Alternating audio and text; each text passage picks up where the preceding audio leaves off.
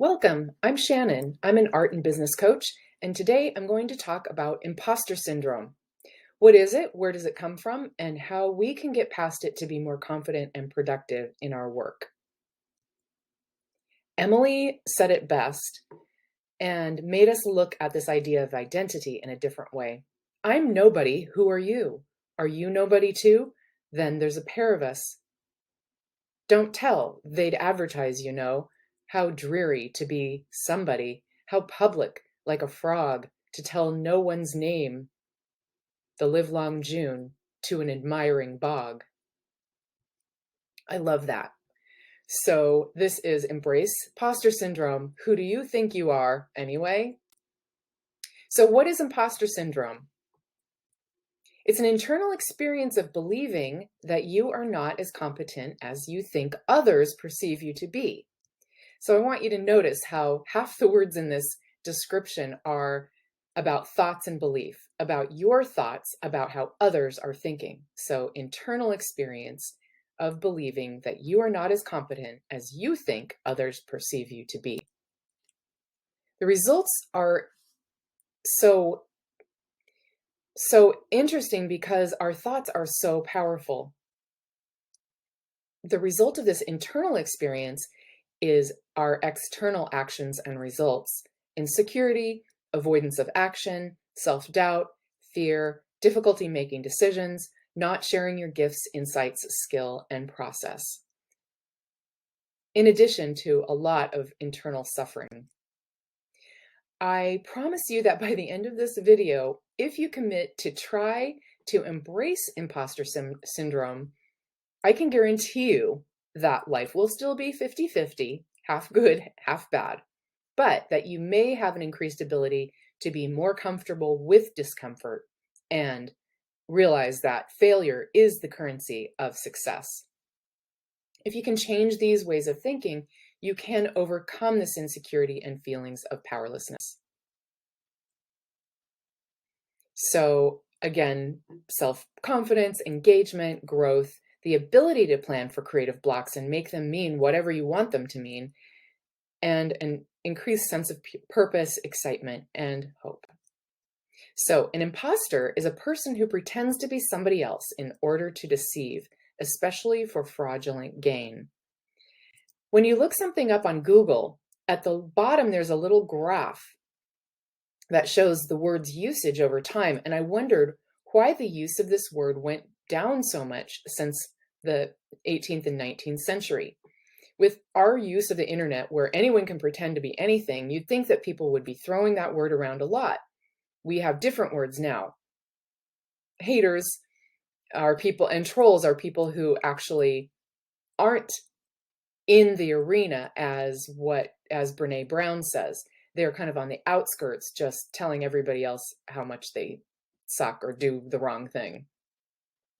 With all of our, putting ourselves out there now, the truth is people feel much more freedom to be whoever they want to be than they did in the 18th century.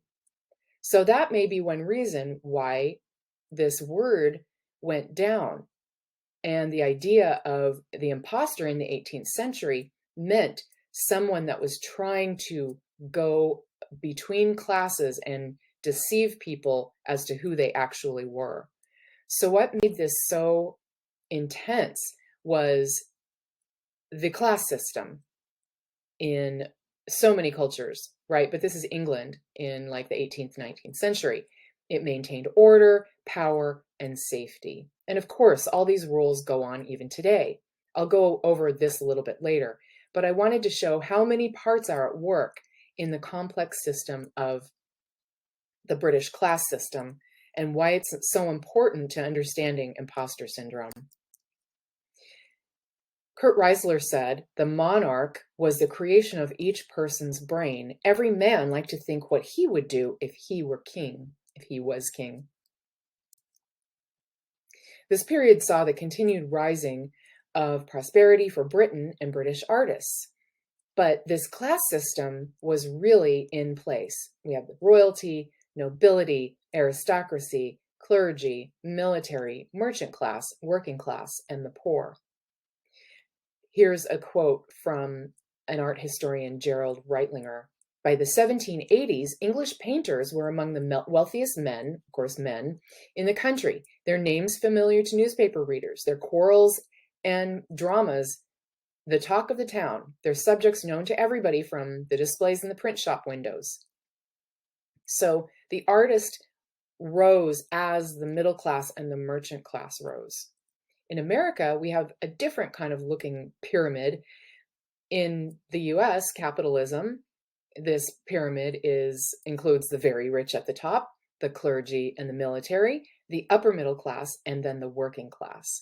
So, of course, there's always been this feeling of classism and how it affects everyone's lives. I think there's a really interesting concept of the social currency. And a social historian said, our basic social coin has awe on one side and shame on the other. This is a Janus coin. Janus was the two-faced god that looked backwards and forwards at the same time. So that's why January is named after Janus. It's the end of the cycle, it's endings and beginnings. But in this case, awe, or looking up to the gods, is one side, and shame, feeling lesser than anyone else, is the other side. So I wanted to share with you the performance pyramid. This is the idea of any performance, whether it's just an actual play or our daily lives. Okay, so on one side we have the front or on stage. This could be a restaurant as well. In the back, there's the off stage, or, in the kitchen. And then there's the audience, or those who are visiting the restaurant or attending the performance. So also we have the outsider, or the outside, rather, that invades this triangle that tries to keep order. So I'm going to go through each section of it. So here we have a little stage with the curtain. On stage, we have appearances, manners, masks, societal norms, acceptable roles, performing for those in other roles who are also performing, status, wealth, power, idealization of who we should be, and order. Off stage, we have being ourselves, being our true nature, taking off our masks, relaxing with our friends and peers, the secret dreams we don't tell other people, and no pretense, supposedly. We'll now see how these performances shift around as well. The audience are those who observe us, the parents, teachers, the boss, others in leadership, society as a whole, in quotation marks, social media, others who are on stage with us, and those we see as above us, that idea of awe, or better than us. Okay, so then the outsider comes in. Although the audience is always there, society is always there to judge us as a whole. And basically, the society is doing this out of fear of disorder, or fear of chaos, or even fear of insanity. The outsider, or the artist, comes in, pulls the curtain back, moves freely between classes and between all of these areas. They are not in the performance. They rewrite the rules. They show that there is a performance going on. They, in a sense, reveal the matrix and the system. They are unacceptable to everybody else because they're throwing everything into chaos. But they gain power from this process. So traditionally, someone who is in this role would be seen as an imposter trying to make trouble. And I wanted to share 3 different examples of this idea of awareness. So in the Buddha's experience, or enlightenment, he saw all of these different social roles everyone was playing. And then he decided to sit down under the Bodhi tree until he maintained enlightenment. And finally, the heavens shook, the Bodhi tree rained down flowers, and he had become the awakened one, knowing that everything around him was perfect as it was, and that he just needed to maintain his view of the present moment, and that became enlightenment. Of course, it's more complicated than that, but a lot of this idea of enlightenment has to do with revealing the system under the system, that everything is not as what it seems. So Jean-Paul Sartre, in his novel Nausea, had this existential crisis when he saw these roots of a tree and realized that everything around him was just a mask of what was behind it, that existence was everywhere and being was the idea of these masks that we put on, that you can see beyond it into the realm of true existence. So his quote is, "The tips of the branches were seething with existence." And then Joan of Arc, the idea of the spiritual awakening, where this awakening comes at the same time as the voice or insight or God or whatever. So this idea of the artist or the special person maintaining the mask for a certain period of time and then having this awareness, this revelation, this transformation where they can see reality as it is, as the absurdity and as the truth behind everything, that everything is just the matrix or a mask. So this awakening is seeing the nothingness in everything and the everything in nothingness, that everything is absurd, order is disrupted, and that we are all imposters, that we are creating and making it up as we go. But this brings this idea of fear to the person who has been enlightened, of exile, of insanity. And of course, no one wants that.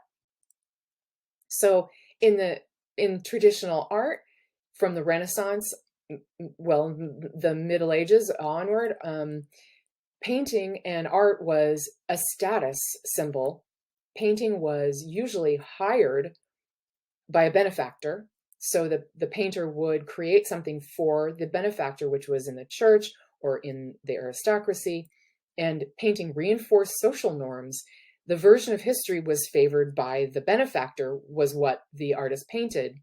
The artist moved between classes, but they still had their role as creating what the benefactor wanted. And if they were going outside those lines, they still had to answer to the social norms.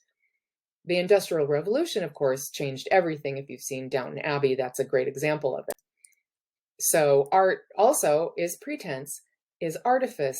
It's a place where people can go to experience imagination and illusion and experimentation and get these feelings of wanting to break out of social norms and experience that without actually having to do it.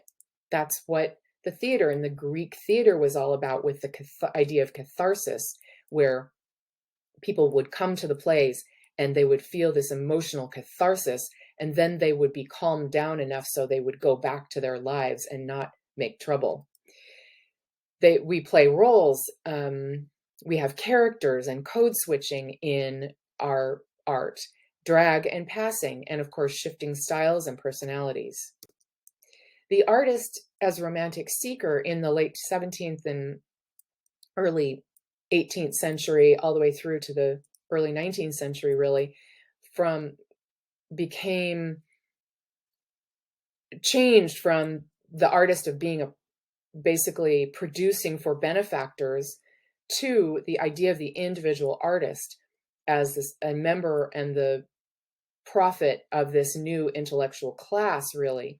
The rise of the middle class brought this on as well, seeking truth behind the status quo. So this is a painting by Turner, this painting could be a contemporary painting, but this was 1844, and he was really breaking out of a lot of those norms of what historic painting was and what portraiture was, etc. And he was painting a feeling. He was painting the emotion of rain, steam, and speed rather than the thing itself. So then the artist is also a trickster and a rebel, disturbing the peace, questioning everything. Again, the outsider, and the artist embraces this imposter role, not for deception or for fraudulent gain, but in the ideal manner to be the one that can question things and make people look at reality and look at the rules that they follow. So how does this all affect us? After centuries, we are still living this. We are still living in these different roles and different society expectations, and that creates anxiety, even though we are in 2022. So classism, racism, sexism are all still foundational in our societies, and we have a lot of conversations going on about them right now, but we still all play roles, archetypes, characters. Different characters and different parts of you as characters have different wisdom. So we get in these conversations with ourselves. And being an artist is a chance to change that narrative and your place in it. So here's Joseph Campbell's hero's journey. The hero gets the call to adventure and then goes through all these different stages, meeting the mentors, going the road of trials, descending into the abyss, answering the tests and meeting their shadow self, going down through the different caves and the dark night of the soul before they have the magic flight and they return to the known world with a resurrection or a change.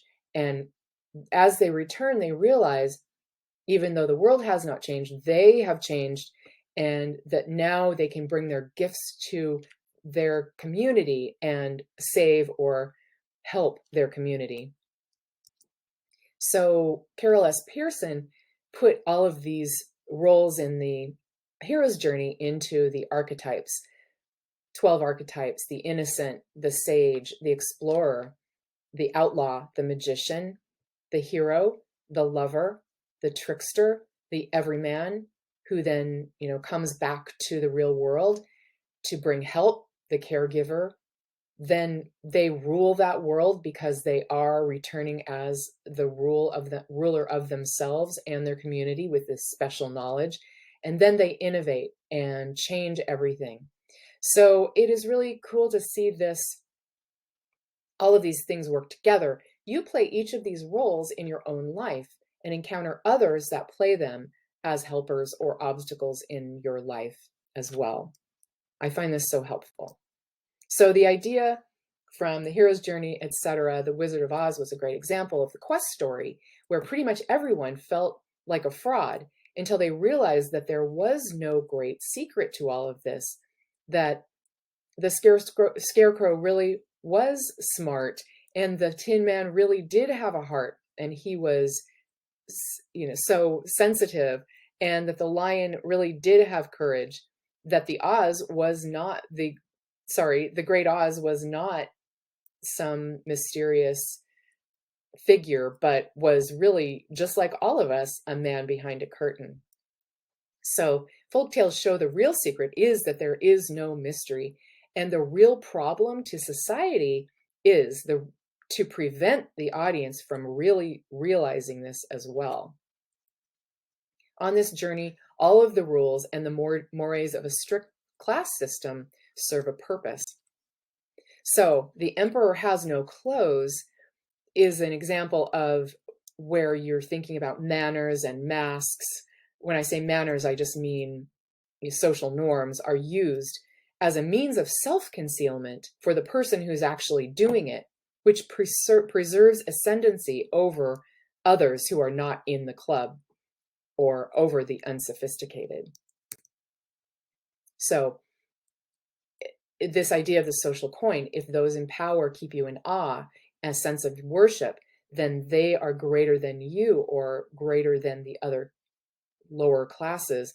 That immediately creates a sense of shame if you overstep, so you have to see how these two sides work together. Awe, God, society, roles, class system, and shame, keeping people in a place, we keep ourselves in this place of shame because we don't feel worthy to go to the other side of the coin and be the person who rises above.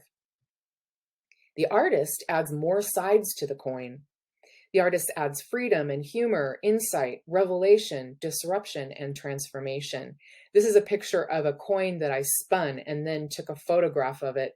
And I realized that there's a person right here. So I thought that was kind of cool. Adding more sides to the coin, the artist finds new uses for common objects. And in those common objects, transformation can be found.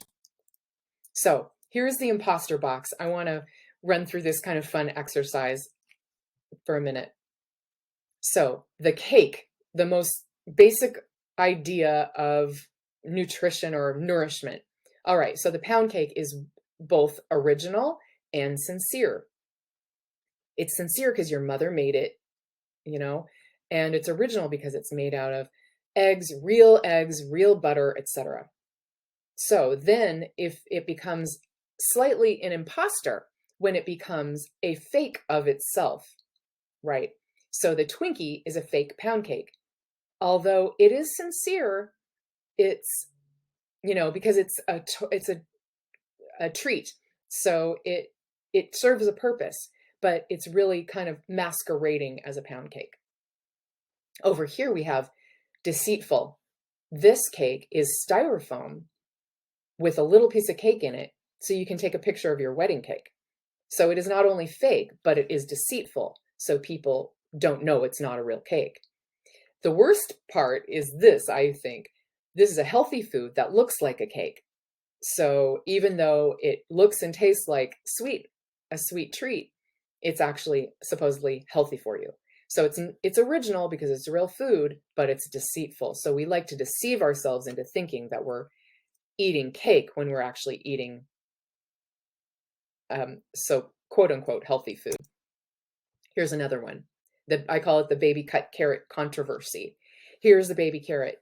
It's a cute baby, sincere, original, pure baby carrot. The fake carrot, we know as a fake, this is the joke area.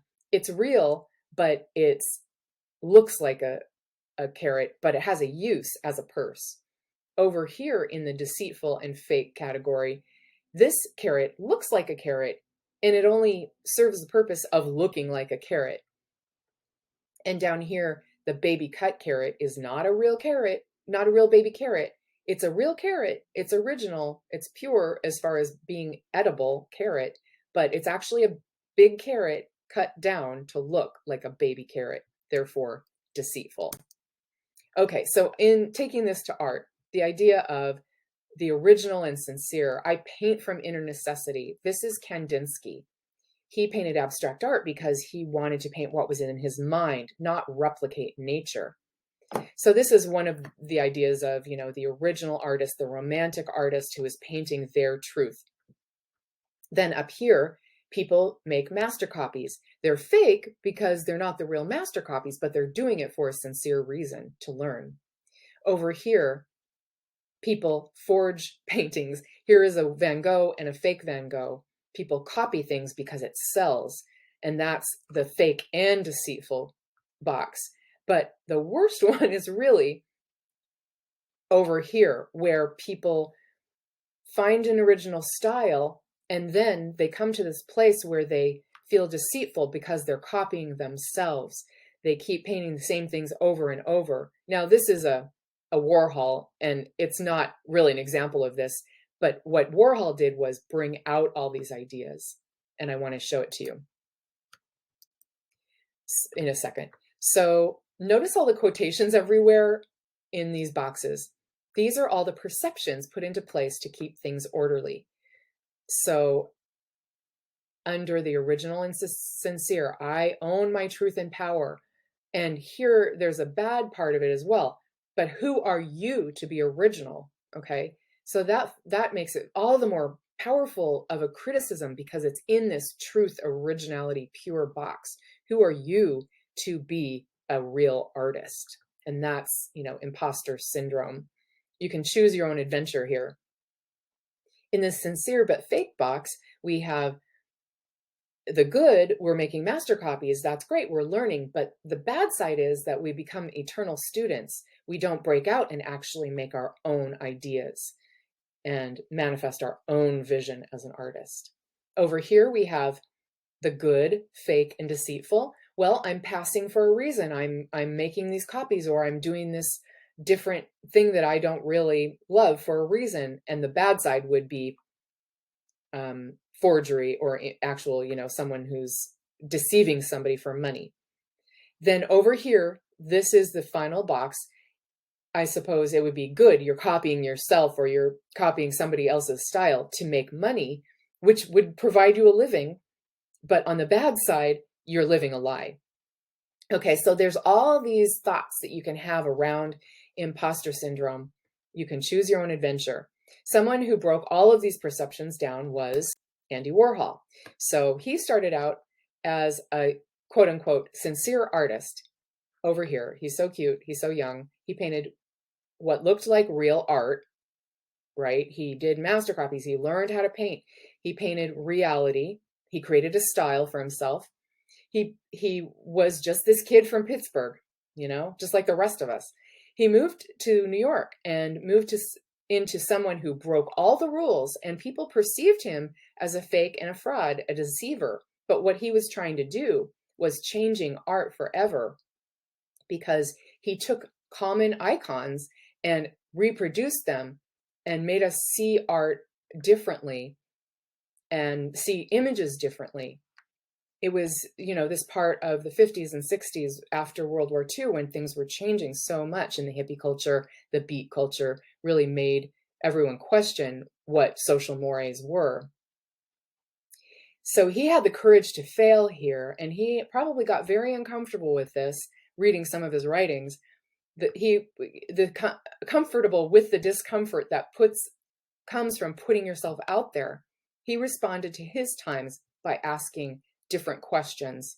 So here is this wonderful master print. He was a master, screen printer. And it's ironic that here in the fake and deceitful box, actually maybe these should switch, but Campbell's Soup created real soups that then replicated Andy Warhol's replication of their soup cans. So I love that. He just made us look at things differently. So he asked questions rather than give answers. What is art? What is an artist? Who gets to decide? And who gets to decide what good or bad art is? So art is artifice. We are all imposters. We are all wearing masks in our social niceties every day. We are all experimenting, and we use our imaginations. We play different roles and characters. I'm asking you to embrace the imposter in yourself. Keep asking these questions. What is art? What is an artist? Who gets to make art? Who gets to decide what kind of art you make? So when you are the imposter, you resist social classification. You choose your own masks. You continue to grow and change and think outside that imposter box. You take back your own truth and power. When you change your thoughts, you change your results. And as William Shakespeare said, or wrote rather, there is nothing either good or bad, but thinking makes it so. And this is the famous and inimitable Cindy Sherman, The 3 Rules of Breaking the Rules. The picture is Cindy, the rules are mine, but I thought they fit together. 1, you deserve to be here. 2, make whatever crazy shit you want. And 3, the world needs you. I hope this helps you think about the creative process in a different way and embrace imposter syndrome so you can get comfortable with discomfort, continue to grow, continue to fail, continue to learn all the way to success on your own terms. Thank you.